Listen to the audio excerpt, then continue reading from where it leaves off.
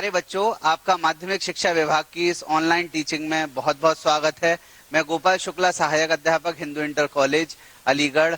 मैं आपको त्रिभुज के 4 भाग कंप्लीट करा चुका हूं, जिसमें हमने समरूपता सर्वांग समता के बारे में सीख लिया, थिल्स थ्योरम के बारे में सीख लिया, उसका कन्वर्ट सीख लिया। फिर हमने जो त्रिभुज में समरूपता की कसौटियां हैं वो सारी सीख ली, उस पर आधारित प्रश्न कर लिए। अब हम एक और इम्पोर्टेंट जो त्रिभुज का भाग है वो करने जा रहे हैं कि दो त्रिभुज अगर समरूप होंगे तो उनके क्षेत्रफल का अनुपात का भुजाओं के साथ क्या संबंध होगा, ये आज हम देखेंगे। और ये बहुत ही इंपॉर्टेंट टॉपिक है बोर्ड के पॉइंट ऑफ व्यू से। इस पे एक क्वेश्चन अवश्य ही बोर्ड एग्जाम में आता है। तो चलिए बच्चों, देखते हैं हम आज चर्चा के क्या बिंदु हैं। पहले ये जान लेते हैं, समरूप त्रिभुजों के क्षेत्रफल संबंधी प्रमेय क्या है, इसे हम जानेंगे और फिर इसका प्रूफ भी करेंगे। समरूप त्रिभुजों के क्षेत्रफल संबंधी प्रमेय पर आधारित प्रश्न हल करेंगे और तत्पश्चात आपको अभ्यास कार्य और गृह कार्य मिलेगा, जिससे आप ये जांच कर सको कि हमने आज जो क्लास में पढ़ा वो कितना समझा और कितना हमारे माइंड में वो सेटल हो गया। समरूप त्रिभुजों के क्षेत्रफल संबंधी प्रमेय पहले जान लेते हैं क्या है। दो समरूप त्रिभुजों के क्षेत्रफल का अनुपात इनकी संगत भुजाओं के अनुपात के वर्ग के बराबर होता है। ये है हमारी प्रमेय।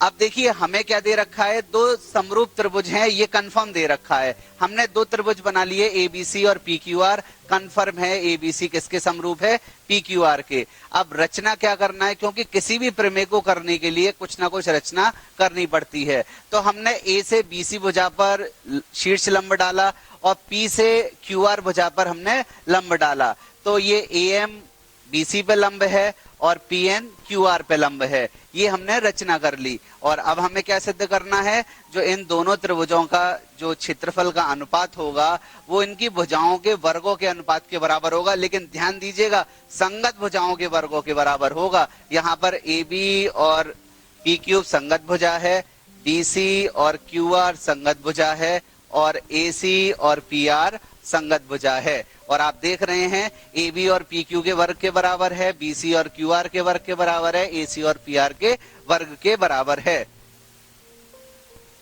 अब इसको सिद्ध करते हैं। तो हमने वही दोनों त्रिभुज जो बनाए थे वही यहाँ पर फिर प्रदर्शित किए हैं। त्रिभुज एबीसी है और पीक्यूआर है।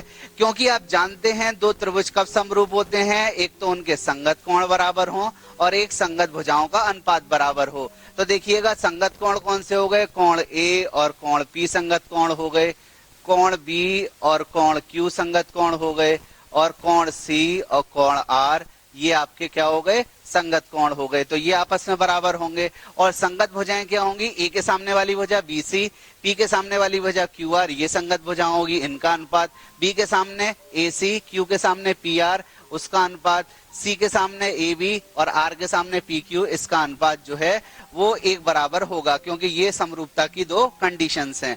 समरूप त्रिभुजों में ये आपको बच्चों बता भी देना है क्यों। समरूप त्रिभुजों में संगत कोण बराबर तथा संगत भुजाएं समानुपाती होती हैं।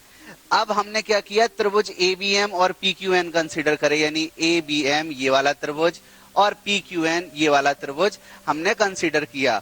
तो इसमें कोण बी बराबर कोण क्यू है, ये तो कंफर्म है, क्योंकि एबीसी किसके समरूप है, पीक्यूआर के समरूप है। तो कोण बी बराबर कोण क्यू है, ये तो हमें पता है। अब कोण बी बराबर कोण क्यू ये तो हमें पता है, कोण बी बराबर कोण क्यू। ये क्यों पता है, क्योंकि जो त्रिभुज हमें दे रखे